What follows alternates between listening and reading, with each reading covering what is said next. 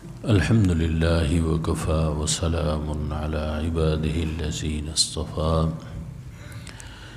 أما بعد فأعوذ بالله من الشيطان الرجيم بسم الله الرحمن الرحيم من عمل صالحا فلنفسه ومن أساء فعليها وما ربك بظلام للعبيد صدق اللہ العظیم۔ اللہ رب العزت فرماتے ہیں من عمل صالحا فلنفسہ، جس نے نیک کام کیا، اچھا کام کیا، اس نے اپنے لیے کیا، کسی پر احسان نہیں کر رہا، اس کا فائدہ اسی کی طرف لوٹے گا، دنیا میں بھی آخرت میں بھی۔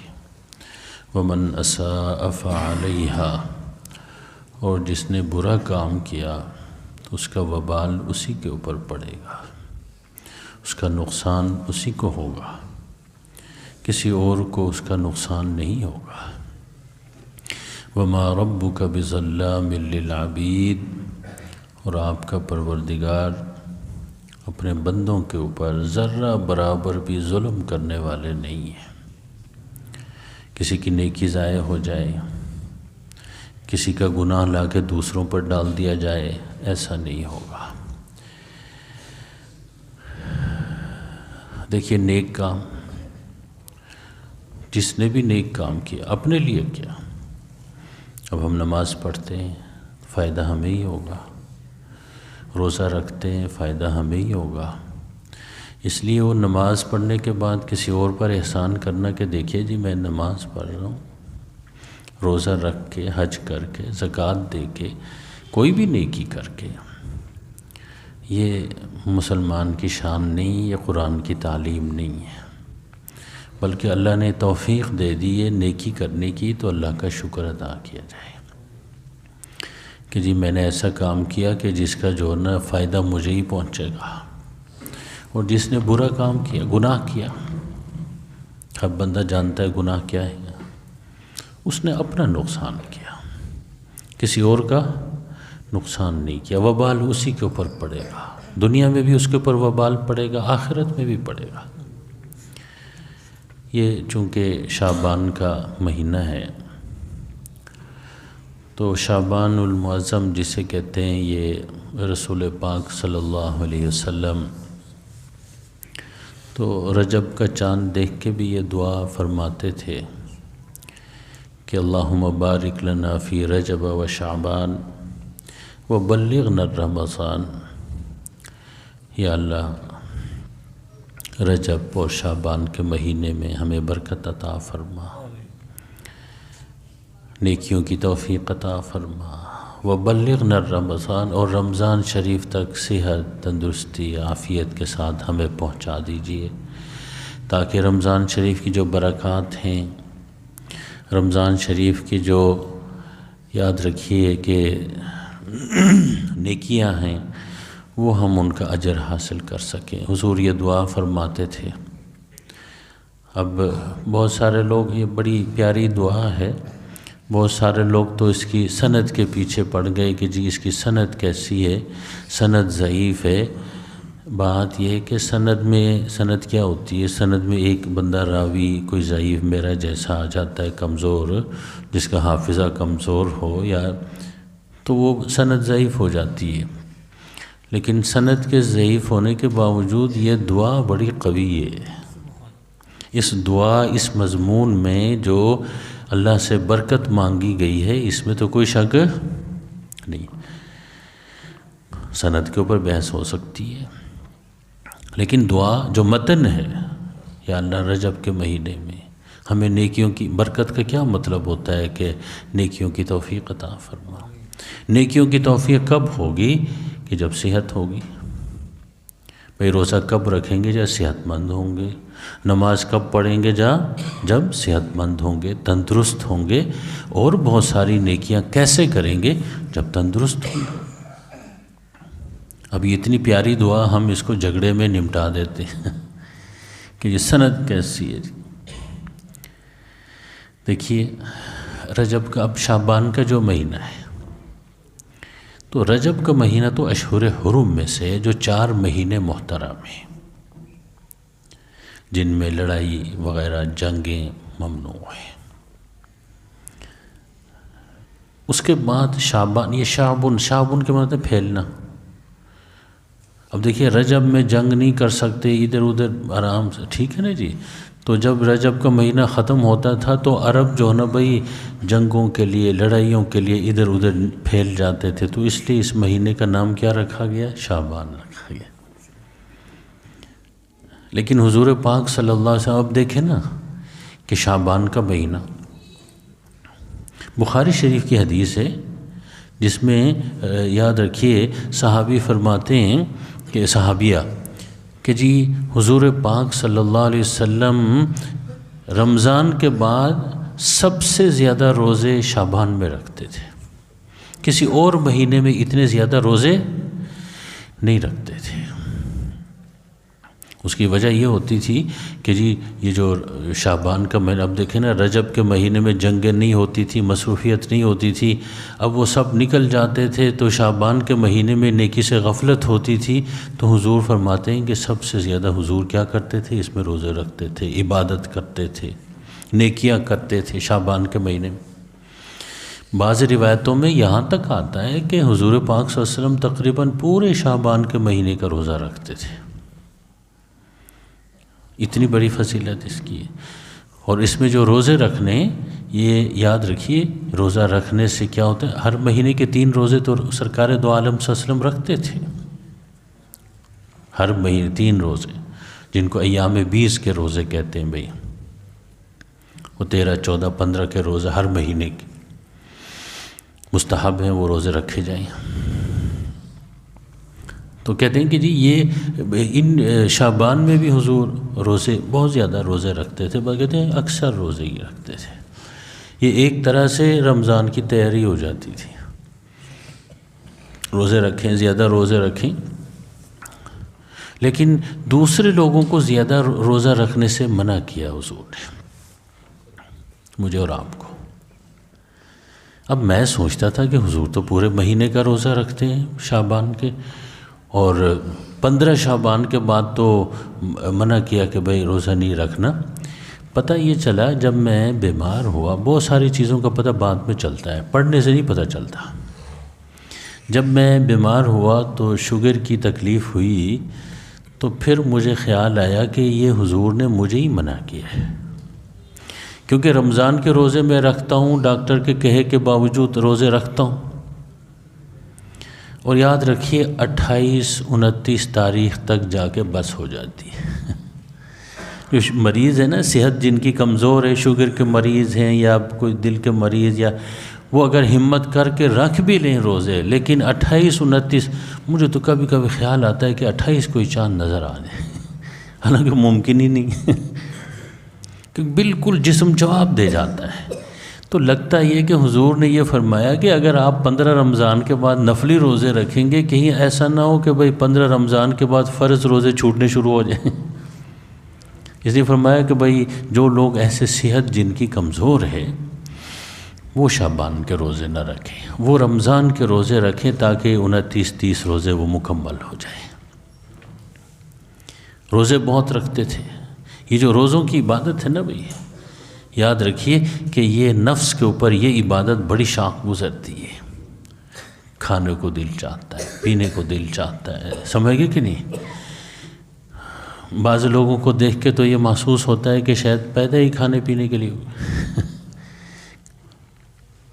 ہم سب کی کھانا پینا ضرورت تو سب کی ہے، میری بھی ضرورت ہے، کھائے پیے بغیر تو زندہ نہیں رہ سکتے، لیکن اتنا بھی نہیں۔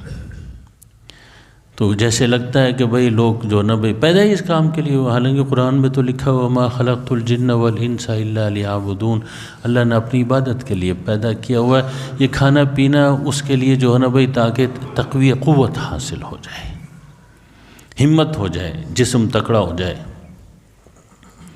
وہ ہمیشہ میں وہ چھوٹے بچے کا لطیفہ سناتا ہوں۔ ہمارے ایک دوست، ان کا بیٹا اسکول جاتا تھا، لازمی بات ہے بچے کو جو نا بھئی وہ لنچ باکس دیتے ہیں کہ جی وہاں بھوک لگے گی، پڑھنے جا رہے ہیں، مقصد پڑھنا ہے، لیکن اس دوران اگر بھوک لگی تو کیا کریں، وہ ذرا کھا پی لے ہیں نا جی. تو کسی نے اس بچے سے پوچھا کہ آپ اسکول جاتے ہیں؟ جی جاتا ہوں. جی کیوں جاتے ہیں؟ کہنے کہ لنچ کرنے جاتا ہوں. کیا کرنے جاتا ہوں؟ لنچ کرنے جاتا ہوں جی.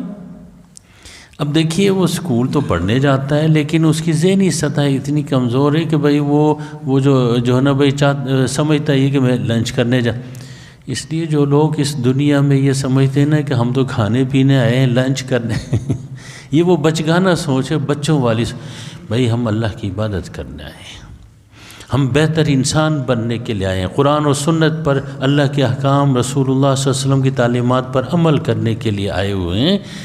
کھانا پینا ایک جو ہے نا بھائی سائڈ والی چیز ہے.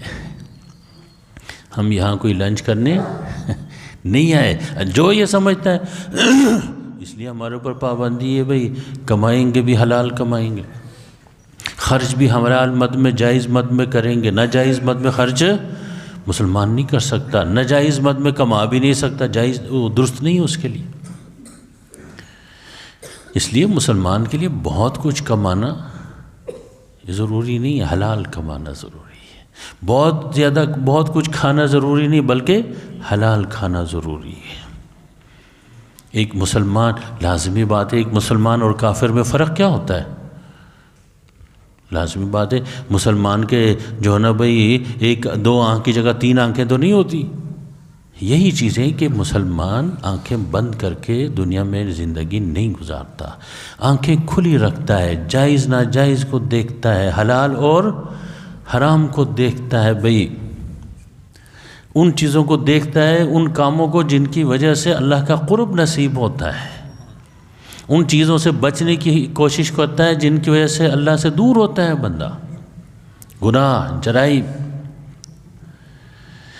اب یہ 15 شعبان عنقریب، جس کو ہمارے ہاں شب برات کہتے ہیں، بعض لوگ شب توبہ کہتے ہیں، کچھ بھی نام دے دیں.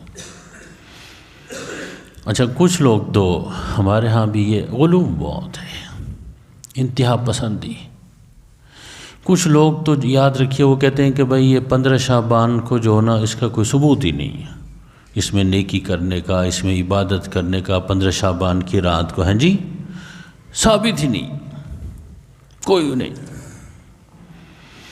اور کچھ لوگ جو ہے نا بھائی یہ 15 شعبان کی جو رات ہے، شب برات یا شب توبہ جسے کہتے ہیں، اس کو تو وہ ایسے اٹھاتے ہیں جیسے جو ہے نا بھائی یہ قرآن کی جو نا آیت سے ثابت ہے یا کوئی اس طرح نہیں سمجھے، جیسے لیلۃ القدر قرآن سے ثابت ہے، صحیح احادیث سے ثابت ہے، وہ اس رات کو اس درجے کا سمجھتے ہیں. اور پھر پوچھتے ہیں، سوالات شروع ہو چکے ہیں کہ جی یہ جو ہے نا شب برات جو 15ویں شعبان کی رات ہے، اس میں عبادت کرنا کیسا ہے جی، کتنا ثواب ہوگا، کیا کریں جی، ہے کہ نہیں؟ سوالات شروع ہو چکے ہیں. زیادہ تو پوچھتے ہیں کہ جی وہ کھانا جو ہے نا کھانے کا اہتمام کرنا، وہ میں کہتا ہوں کھانے کا بھی کریں لیکن کھانے کا کہیں بالکل ہی ذکر نہیں ہے. سچی بات ہے، پتہ نہیں ہم ہر جگہ کھانے کو کیوں لے آتے ہیں. البتہ یاد رکھیے کہ حضرت علی ابن ابی طالب رضی اللہ تعالی عنہ سے روایت ہے ابن ماجہ شریف میں. ابن ماجہ شریف سیاہ ستہ کی 6ٹھی کتاب ہے. اس میں روایت میں یہ بات آتی ہے کہ رسول پاک صلی اللہ علیہ وسلم فرماتے ہیں کہ یہ 15ویں شعبان والی رات، شب برات، شب توبہ، کوئی بھی نام دے دیں، کہتے ہیں اللہ رب العزت خصوصی توجہ فرماتے ہیں اپنی مخلوق کی طرف. اللہ رب العزت کی طرف سے منادی ہوتی ہے، آواز آتی ہے کہ حل من مستغفر فاغفر لہ. رات کو آواز آتی ہے کہ کیا کوئی مغفرت طلب کرنے والا ہے تم میں سے کہ میں اس کی مغفرت اور بخشش کروں. کوئی گناہ گار ایسا ہے کہ جس کو اپنی گناہوں کے اوپر ندامت ہے. کوئی جو ہے نا بھائی یاد رکھیے جو ہے نا پٹری سے ہٹا ہوا آدمی ایسا ہے کہ اب اس کو شرمندگی محسوس ہو رہی ہے کہ مجھ سے غلط ہو گیا. کوئی ایسا ہے کہ جس نے نمازیں ترک کی اب شرمندہ ہے. کوئی ایسا ہے کہ بھئی جو شراب پیتا تھا اب شرمندہ ہے کہ غلط ہو گیا؟ حل من مستغفر، کیا کوئی مغفرت طلب کرنے والا ہے؟ کیا مطلب؟ کیا کوئی توبہ کرنے والا ہے؟ گناہ ہوئے، کیا کوئی ہے ایسا بندہ جو گناہوں پہ شرمندہ ہو رہا ہے؟ دیکھیے گناہ توبے کا دروازہ تو کھلا ہوا ہے، لیکن اس رات کو اللہ رب العزت خصوصی توجہ فرماتے ہیں، تجلی فرماتے ہیں انسانوں کی طرف، دیکھیں بھئی کوئی ایسا ہے جو توبہ کرنا چاہتا ہے، اس لیے اس کو شب توبہ بھی کہتے ہیں، اسی لفظ، حدیث کی اس لفظ کی وجہ سے۔ حل من مستغفر، کیا کوئی مغفرت، بخشش، گناہوں کی معافی کا کوئی طلبگار ہے؟ غلطی تو ہو جاتی انسان سے، گناہ ہو جاتے ہیں، انبیاء کرام معصوم ہوتے ہیں، باقی سارے لوگ گناہ ہوتے ہیں، لیکن گناہ ہونا کوئی ایسا مسئلہ نہیں ہے، گناہ پہ ڈٹ جانا مسئلہ ہے۔ گناہ ہونا انسانی کمزوری ہے، یہ کوئی مسئلہ نہیں ہے۔ اب قرآن پاک کا آپ مطالعہ کریں نا، بار بار آدم اور ابلیس کا واقعہ آتا ہے کہ نہیں آتا؟ دیکھیں کیا سمجھایا جا رہا تھا، بار بار ایک بات مجھے اور آپ کو یہ بات سمجھائی جاتی ہے کہ بھئی آدم سے غلطی ہوئی کہ نہیں ہوئی؟ غلطی ہوئی، کہا گیا تھا کہ اس درخت کے قریب نہ جائیں، گئے، لیکن آدم کا رویہ کیا تھا؟ فوراً متنبہ ہو گئے، غلطی ہو گئی تو اس نے توبہ کر لی، ربنا ظلمنا انفسنا وان لم تغفر لنا وترحمنا لنکونن من الخاسرین۔ ابلیس سے بھی غلطی ہوئی، اللہ نے فرمایا سجدہ کرو، نہیں کیا، ہاں جی، غلطی ہوئی کہ نہیں ہوئی، لیکن وہ ڈٹ گیا غلطی کے اوپر، کہنے لگے نہیں میں نہیں کروں گا سجدہ آدم، میں بڑا موحد آدمی ہوں، میں اللہ کے علاوہ کسی کو کیوں سجدہ کروں؟ بھائی جب اللہ ہی کہہ رہے کرو تو پھر فرشتوں کو کہا سجدہ کو، سارے سجدہ کیا، کیا فرشتے موحد نہیں تھے؟ ان کو توحید کے سبق کا پتہ نہیں تھا؟ بھائی جب اللہ کہہ رہے ہیں، اللہ کہتے ہیں کرو۔ مثلا اب دیکھیں نا، ہم تو اطاعت کے پابند ہیں، ہم عبادت کے پابند نہیں ہیں، یاد رکھیے۔ مثلا دیکھیں زوال کے وقت نماز پڑھنا بتائیں جائز ہے ناجائز ہے؟ اب نماز کی نیت، نماز تو عبادت ہے، تو اب بندہ آ کے آپ کو کہا نہیں ہوئی آپ کی نماز، کیوں؟ اس لیے کہ اللہ کے رسول نے فرمایا 3 وقت، طلوع آفتاب، غروب آفتاب، زوال، ان اوقات میں عبادت نماز نہیں پڑھنی، کوئی پڑھے گا گناہگار ہوگا ثواب کے بجائے، کیوں؟ اس لیے کہ اطاعت کے ہم پابند ہیں، اللہ کے حکم کی اطاعت کرنی ہے، اس لیے تو بدعتیں جائز نہیں ہیں، کیونکہ بدعت میں عبادت تو ہوتی ہے لیکن منمانی ہوتی ہے، وہ جو اللہ نے نہیں کہا، اللہ کے رسول نے نہیں کہا، میں نے اپنی طرف سے کیا، کارروائی ڈالی، بدعت ہو گئی۔ اس لیے دین کی صحیح سمجھ اللہ ہم سب کو عطا فرمائے۔ اصل بات ہوتی ہے دین کی صحیح سمجھ صحیح ہو، فکر صحیح ہو، سوچ صحیح، عقیدہ صحیح ہو، عمل خود بخود انشاءاللہ صحیح ہوگا، پھر جو قدم اٹھے گا وہ درست اٹھے گا۔ اب دیکھیے گناہ ہو جاتا ہے، قرآن کیا بتا رہا ہے ابلیس اور آدم کے واقعے سے، بار بار ذکر کر کے 2 رویے سامنے، آدم سے غلطی ہوئی فوراً توبہ کر لی، ابلیس سے غلطی ہوئی اپنی غلطی کے اوپر ڈٹ گیا۔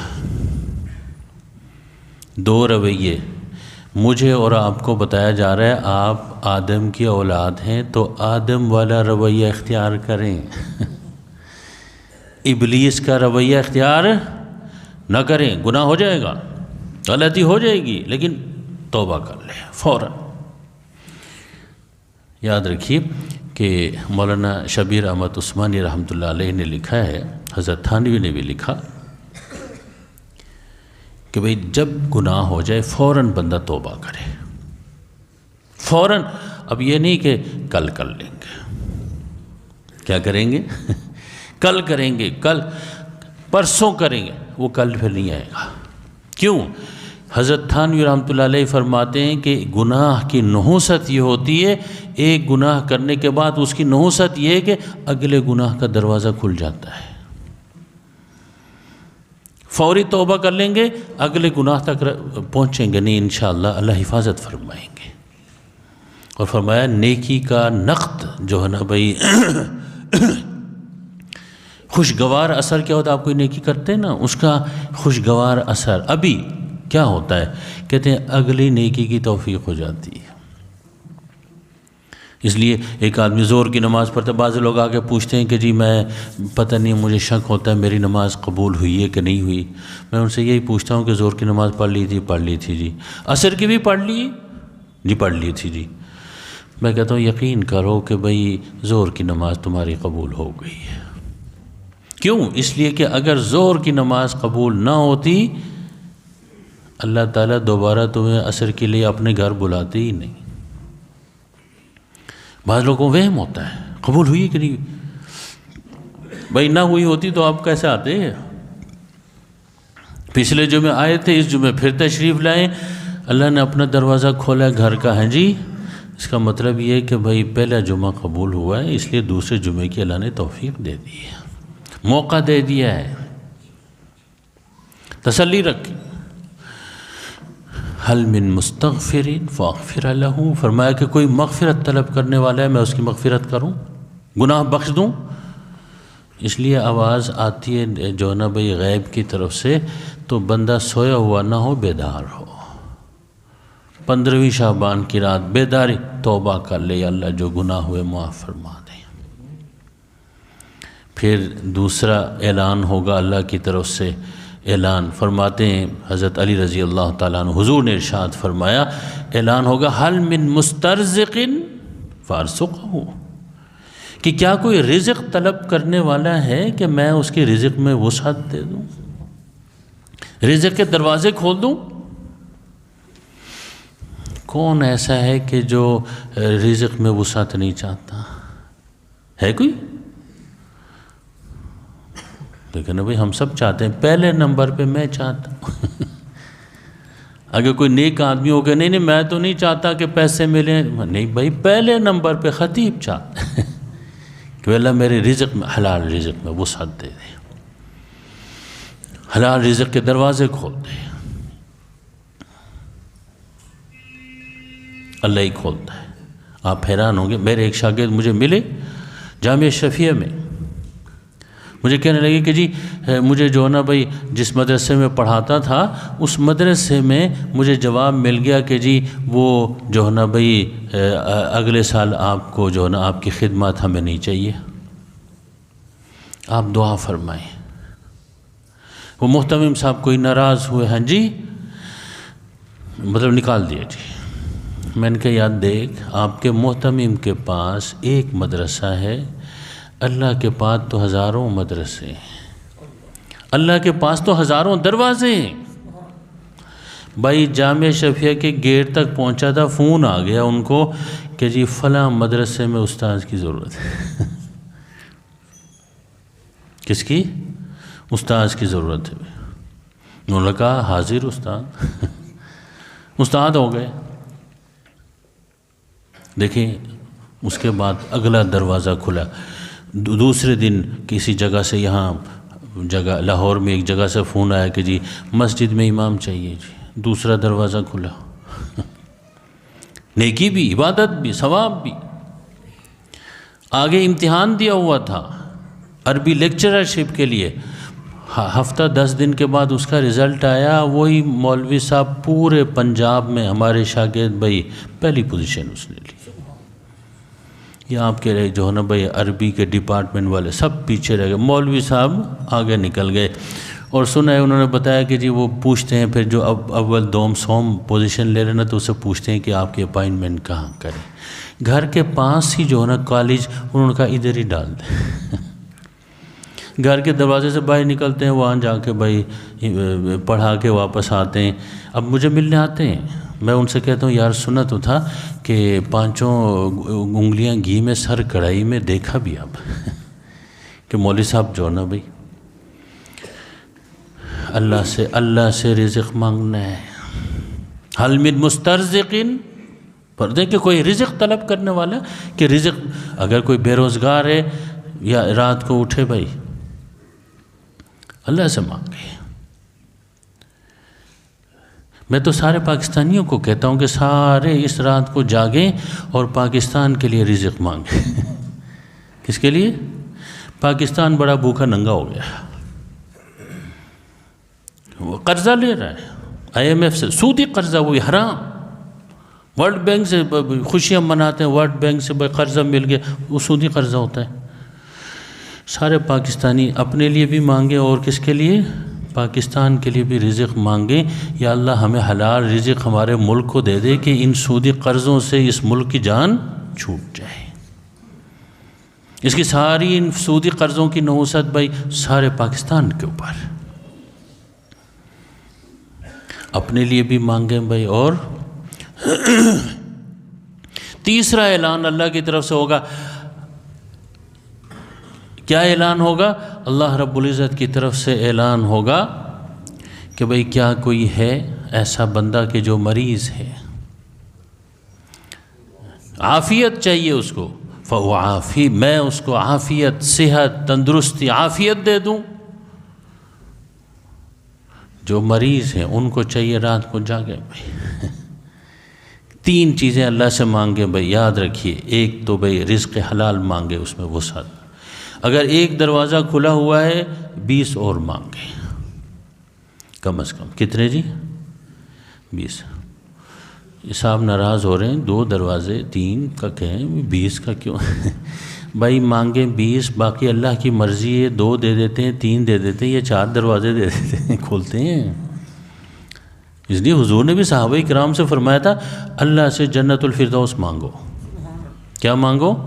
سب سے اعلیٰ جنت مانگو، باقی ان کی مرضی ہے جہاں جگہ دے۔ مانگو تو بڑے ہیں، اللہ بہت بڑے ہیں، کیا ہیں؟ ان سے بہت زیادہ مانگو۔ حضور صلی اللہ علیہ وسلم فرماتے، حدیث قدسی ہے، اللہ فرماتے انا عند ظنی بی عبدی، کہتے ہیں بندہ مجھ سے جیسے توقع رکھتا ہے میں اس کے ساتھ ویسا سلوک کرتا ہوں۔ بڑی توقع رکھیں، بہت بڑی توقع رکھیں۔ اللہ کے لیے کوئی کام مشکل؟ دیکھیے، اپنے لیے رزق، اپنے لیے مغفرت، اور اپنے لیے کیا بھئی؟ صحت۔ لیکن مغفرت، صحت، رزق حلال، اس میں وسعت مانگے۔ پوچھتے ہیں کہ یہ حدیث کی سند، بھائی اس کی سند ضعیف ہے۔ کیا ہے؟ اب دیکھیں نا، بات یہ ہے کہ جو لوگ کہتے ہیں نا کہ جی ثابت ہی نہیں ہے، وہ بھی غلط کہہ رہے ہیں کیونکہ حدیث میں ہے۔ جو لوگ کہتے ہیں کہ جی بالکل ہی جو نا بھائی ہمارے ہاں دیکھیں رزق نہیں مانگتے، صحت نہیں مانگتے، مغفرت نہیں مانگتے، چراغاں کرتے۔ کیا کرتے ہیں؟ جس کا حدیث میں کوئی ذکر نہیں۔ مسجد کے اوپر وہ لائٹیں لگا دیتے، اس کا تو حدیث میں کوئی ذکر نہیں، ضعیف حدیث میں بھی نہیں ہے۔ الٹی چال چلتے ہیں، پتہ نہیں کیا ہو گیا ہمیں۔ بھائی یہ 3 چیزیں مانگی، مغفرت مانگے، صحت مانگے، رزق حلال مانگے۔ اللہ نے آپ کو دیا ہوا ہے، توفیق مانگے، نیکیوں کی توفیق اللہ سے مانگے کہ یا اللہ پیسے دیے ہوئے ہیں، اللہ خرچ کرنے کی توفیق دے دے۔ بعض لوگوں کے پاس پیسے ہوتے ہیں، خرچ کرنے کی توفیق کوئی نہیں۔ میں آپ کو بتاؤں کروڑپتی لوگ ہیں، ایسے لوگ ہیں یورپ جاتے ہیں، امریکہ جاتے ہیں، کبھی خانہ کعبہ جانے کی توفیق، عمرے کے لیے جانے کی توفیق نہیں ہوتی، حج کے لیے جانی۔ میرے ساتھ سفر میں ایک صاحب تھے، مجھے وہ کہنے لگے جی 22 ملکوں کا میں نے سفر کیا ہے جی۔ میں کہا بہت اچھی بات ہے۔ میں نے کہا کبھی حج کیا ہے یا عمرہ کیا ہے؟ کہنے لگے نہیں، ایک سعودی عرب جانے کا اتفاق نہیں ہوا۔ 22 ملکوں کو پھر رہے ہیں، لیکن یہاں توفیق، نیکیوں کی توفیق اللہ ہی دے دے۔ یہ 3 چیزوں کا ذکر ہے۔ حضرت عائشہ صدیقہ رضی اللہ عنہا سے ترمذی شریف میں روایت ہے، فرماتے ہیں حضور نے ارشاد فرمایا کہ اس رات اللہ کی رحمت اتنے جوش میں آتی ہے، 15ویں شعبان کی رات، شب برات، شب توبہ، کہ بنو کلب ایک قبیلہ ہے، عرب کا قبیلہ تھا اس زمانے میں، اس کی بکریاں بہت زیادہ تھیں، ہزاروں لاکھوں میں بکریاں، گلا بانی کا دور تھا۔ اب دیکھیں ایک بکری کے پشت پر جو نا کھال کے اوپر کتنے بال ہوتے ہیں؟ بہت زیادہ ہوتے ہوں گے۔ حضور نے فرمایا کہ کسی کے گناہ جو نا بنو کلب کے بکروں کے جو نا بھائی بالوں کے برابر بھی اگر گناہ ہوئے، کوئی مغفرت طلب کرے اس رات کو اللہ معاف کر دیں گے۔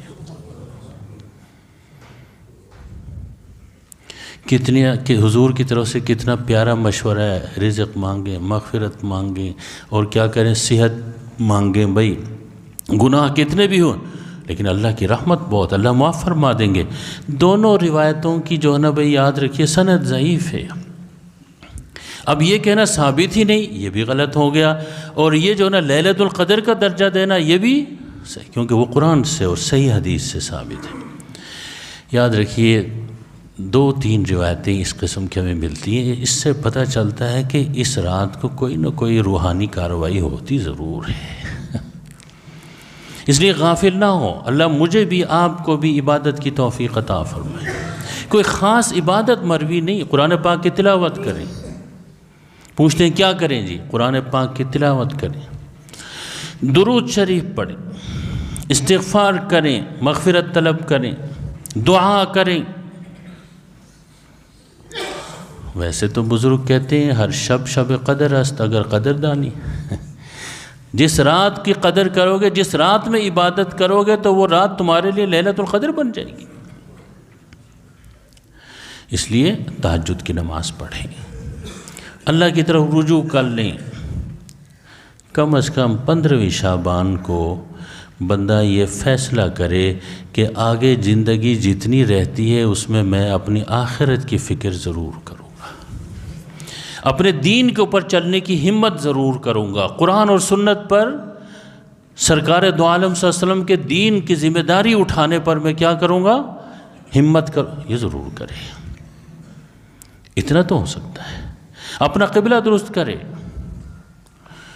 جسے کہتے ہیں ہدف مقرر کرے کہ آگے انشاءاللہ نیکیاں کروں گا، گناہوں سے بچوں گا، امت کے لیے مفید جو ہے نا فرد بنوں گا۔ اس لیے لیلۃ القدر کے درجے میں ثابت نہیں ہے، لیکن یہ بھی نہیں کہ بے بنیاد، اس کی بنیاد ہی کوئی نہیں، درمیان میں بات ہے، لیکن کچھ نہ کچھ روحانی جو ہے نا چیزیں اس کے اندر موجود ہیں۔ یہ 15ویں شعبان تو کیا، میں تو کہتا ہوں سارے شعبان، سارے رمضان، سارے سال، ساری زندگی میں رات کو اٹھ کے اللہ کی عبادت کی، اللہ ہمیں توفیق عطا فرمائے۔ یہ رات کے وقت کی عبادت، جب سارے سوئے ہوئے ہوتے ہیں، بندہ جاگ کے اللہ سے رابطہ کرے، کہتے ہیں جلدی رابطہ ہو جاتا ہے کیونکہ سارے جو نا سوئے ہوئے خراٹے لے رہے ہوتے ہیں۔ جو بندہ جاگ رہا ہوتا ہے اللہ سے رابطے کے لیے، اللہ تعالیٰ اس کے لیے اپنے رابطے کے دروازے کھول دیتے ہیں۔ بھائی اللہ تعالیٰ ہم سب کو دین کی صحیح سمجھ عطا فرمائے، ہر قسم کے غلو سے، انتہا پسندی سے، فرقہ واریت سے اللہ ہم سب کی حفاظت فرمائے۔ وآخر دعوانا الحمدللہ رب العالمین۔